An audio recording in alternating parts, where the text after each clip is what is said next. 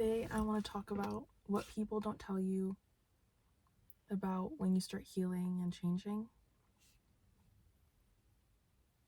So the first point that I have is that you're going to grieve old, past versions of yourself.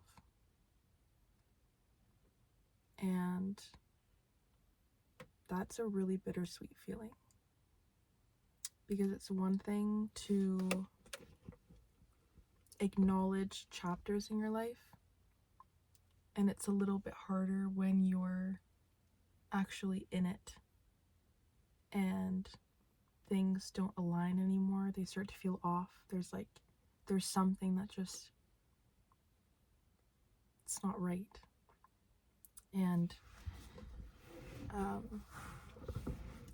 also allowing yourself to feel sad and let go of that version. It could be in a behavior that you're no longer aligned with. It could be in a way that you're showing up. It could be in a limiting belief that just doesn't work for you anymore. Even in relationships, when you stop talking to people, when you reconnect with old friends, and it's just not the same. Not because anyone is wrong or bad, just because you're not the same person that you were when you were first in that dynamic. And there's a grief that comes with that, because that was a part of you. And depending on the person, it could have been a big part of your life. And yeah, it's okay to grieve. It's okay to be sad. It's part of growth. The second point is that people will always leave your life and dynamics will change. So it's kind of going off of what I just said. But the more that you can detach from, like, they're a bad person or I'm a bad person, or like, there doesn't need to be guilt or shame in shifting dynamics and losing people. Because at the end of the day, and I think I touched on this in a previous video, the whole point of becoming authentic and getting to know yourself is that you're connecting back to yourself. You're accepting all parts of yourself. And loneliness can come from not connecting to yourself because you want to be connected to other people. And so the more that you can connect to yourself and learn to love all the parts of you, then regardless of what's going on around you and what people leave or stay, you're going to be okay. And it doesn't mean that they're bad. It doesn't mean that you're cold. It doesn't mean that anything. It's simply that they no longer align with the life that you're building. Or you no longer align with the life that they're living. And that's fine. And especially like friendship breakups, I feel like are hard. But it's just part of life. And after a couple, you'll just realize that you're making room for the people that are going on the same path as you. And it's going to happen the whole time. People move, people change, people, and like, you don't have control over that. What you do have control over is how much you come home to yourself and connect back to yourself. The next point is that it can feel hard and lonely, and that's just part of it. It's really empowering when you notice, oh, I shifted how I reacted in this, or I set a boundary here, or and it's really,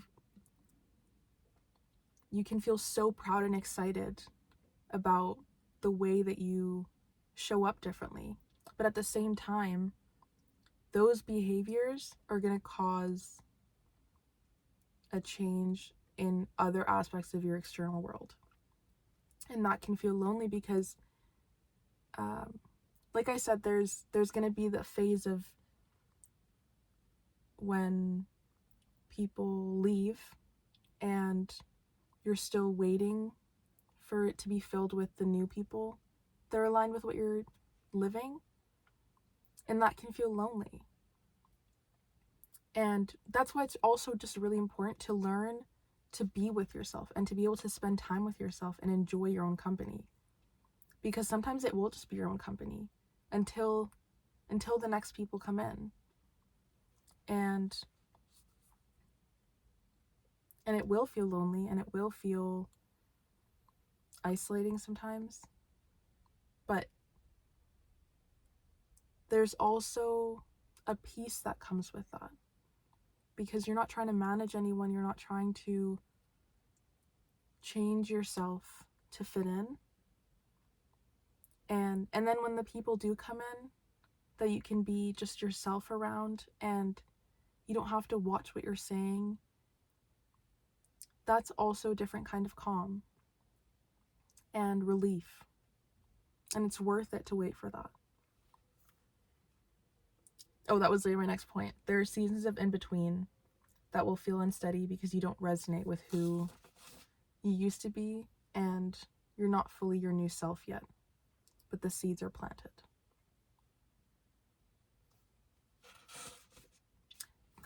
This is more in regards to like within yourself, because there's going to be points when, for example, let's say you have a coping mechanism, right? And let's use binging, for example. You're stressing and normally you just binge, or normally you just like watch a show or like numb or something. And then something happens, you go do the thing that you normally would automatically do, and you don't feel relief the way that you used to. But then and you've been learning about new ways to cope with things, but those aren't automatic yet either. And so you do feel relief after, let's say, walking instead of just watching TV. But to get yourself to go outside and walk was like the hardest thing you've ever done in your life. And that in between, that's what I'm talking about. That you're not fully that new version. It's not automatic for you to just be like, okay, yeah, I need to go for a walk and release and like move the energy, whatever. But when you try to do the old thing, you also don't feel relief from that. But that's what's automatic. So that in between is really about being so intentional. And that's why presence is important too, because when you can be present, that's when you can separate, okay, this is an emotion that's coming through. Let's say it's stress or it's anxiety that's going through, and it's causing me to want to do this thing. But the person that I'm working towards would do this thing instead. And it's using your own discernment and discipline to decide, okay, well, I want this life, I need to choose differently.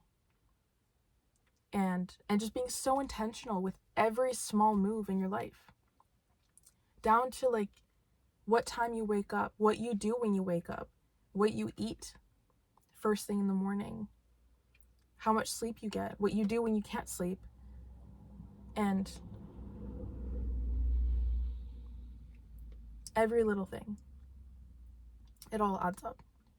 And on top of that, being consistent with your intentions. And not to say like, because the other thing is, sometimes you need to go back, sometimes you need to do the thing that you're like, oh, I'm never doing that again, to realize how much it really just doesn't resonate anymore. And it'll actually stick more when you do it that way, I find, than when you just assume, okay, well, that's the last time, bye, like, I'm not doing that anymore. And then when you mix that with compassion and not judging yourself for doing it, and just seeing it as, okay, I reached capacity, so I had to. Or you don't really know until you try. And not holding it against yourself and like regretting like whatever it was that you did. Except, okay, I did it. Didn't feel good. I actually felt better after going outside, going for a walk, whatever the alternative was. And sometimes that makes it stick more. And it's like a little last goodbye to this old thing that you would do. And yeah, because I think the other lesson that I've been learning is that they're like neural pathways, right? Like the automatic behaviors, they don't just go away. You have to intentionally work at changing what you do. But also, when the thoughts come up of what normally would have caused it, you just learn to manage them better. And that's probably what has created the most change within me, is being able to just sit with whatever comes up and know you're just going to be okay. And every day you're doing the best you can with what you know. And all of these things that I named are temporary. And there's also little glimmers that come with it. But I guess these are like the aspects of the harder stuff that happen. But changing is good. And it's the only constant. So, yeah. If anything resonated, I'd love to hear your perspective. I'm sending you so much love. And I'll see you in the next video.